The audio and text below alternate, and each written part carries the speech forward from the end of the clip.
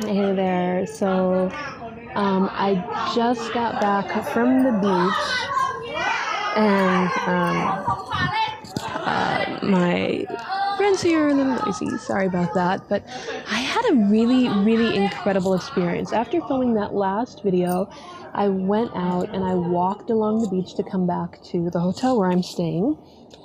And so I found a spot and I stopped. And using my third eye, I clicked into the third eye mode and I just sent out a hello, to try to connect with anyone that might be out there. And I was expecting like spaceships, chthonic sea creatures, things like that. And the response that I got was the ocean herself. It was the ocean herself that responded to me. Let me see about getting some better light here.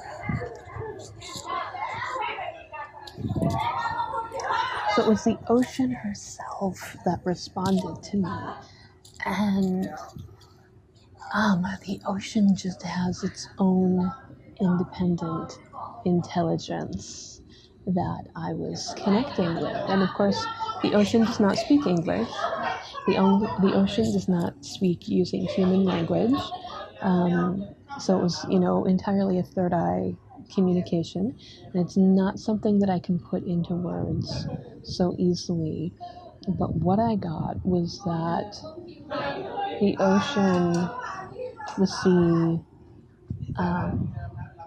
is such a great, vast being that experiences oneness and that wants to experience oneness with us, with all of us beings, and to connect with us, and wants us to be in the ocean, to connect just through skin and through physical contact, and to share like a consciousness and an awareness, and just to be in oneness with each other, with the ocean, that there was this desire for oneness with us, with humans, with people, with all beings. And I saw so clearly the movements of the water were entirely deliberate, that they were entirely, conscious decisions by the ocean itself, by the sea herself. And every, wave, every bit of sea foam was a conscious, intentional, deliberate decision, that there are no accidents, that it is all very intentional. And as I'm, sitting there having this like deep sense of oneness with the ocean, I'm seeing there's a storm coming and there's lightning off in the distance. And I noticed that the waves at my feet are a lot bigger than the ones on either side of me. And I look, there's a section about maybe 9-10 feet section, maybe a little bit more, surround me left and to the right, where the waves were a lot bigger than further down the shore, and feeling like the sea was excited to see me and was sending bigger waves to touch my feet and to be with me. And it was just such a powerful experience, such an amazing experience. And at the same time also realizing that the sea does not have human morals or ethics, and so the sea would kill me just as easily as anything. That if I were to drown and die in the ocean, the sea would be there holding me and enjoying that oneness in that way, just as much as if I'm standing on the shore or swimming or being alive.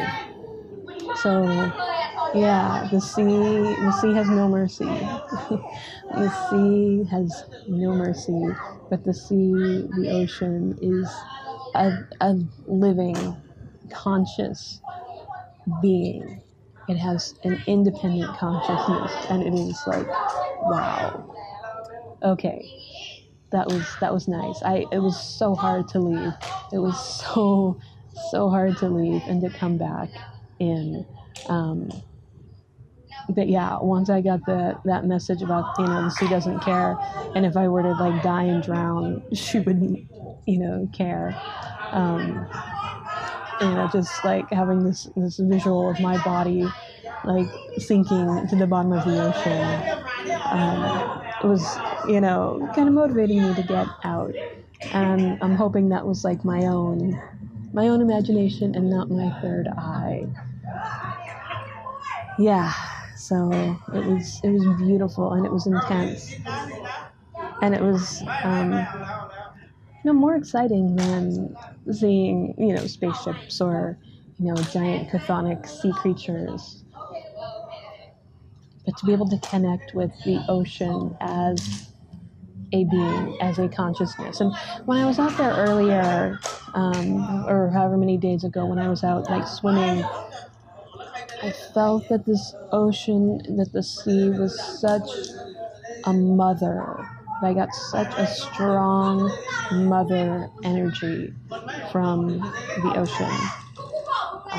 Just being in this like beautiful, warm, salty water was amazing. And tomorrow I'm going to do it again because I think my sunburn has calmed down enough. I can go out and get some more sun. Okay, Nitinandam.